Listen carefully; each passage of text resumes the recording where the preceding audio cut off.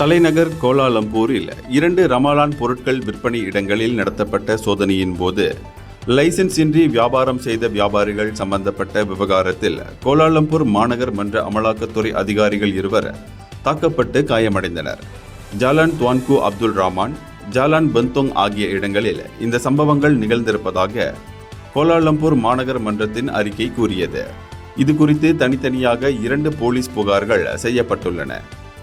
பொதுமக்கள் நலனுக்காக கடமையை மேற்கொள்ளும் அதிகாரிகள் மீது இப்படி முரட்டுத்தனமான செயல்கள் காட்டப்படுவதை மாநகர் மன்றம் ஒருபோதும் ஜீரணித்துக் கொள்ளாது என்று அந்த அறிக்கை கூறியது. அமலாக்க நடவடிக்கைகளை மேற்கொள்வதில் விவேகமான நடைமுறையைத்தான் நாங்கள் கையாள்கிறோம் என்று அது கூறியது. சட்ட விதிமுறைகளை மீறுவோருக்கு அதிகாரிகள் முதலில் எச்சரிக்கை விடுக்கின்றனர். அதன் பிறகு நோட்டீஸ் அனுப்பப்படுகிறது. இறுதியாகத்தான் நடவடிக்கை எடுக்கப்படுகிறது என்று அவர் சொன்னார். அனைத்து தரப்பினரின் பாதுகாப்பையும் வசதியையும் கருத்தில் கொண்டுதான் கோலாலம்பூர் மாநகர் மன்றம் நடவடிக்கை எடுக்கிறது. அனுமதிக்கப்படாத இடங்களில் அங்காடி வியாபாரம் செய்தால் அது போக்குவரத்து நெரிசலை ஏற்படுத்தும், பாதசாரிகளுக்கும் இடையூறை ஏற்படுத்தும். குப்பைகள் கொட்டும் பிரச்சனையும் உணவுகளின் தூய்மை பிரச்சனையும் தலை தூக்கும் என்று அது தெரிவித்தது. இந்தியர்களின் இதய குரல் மக்களோசை.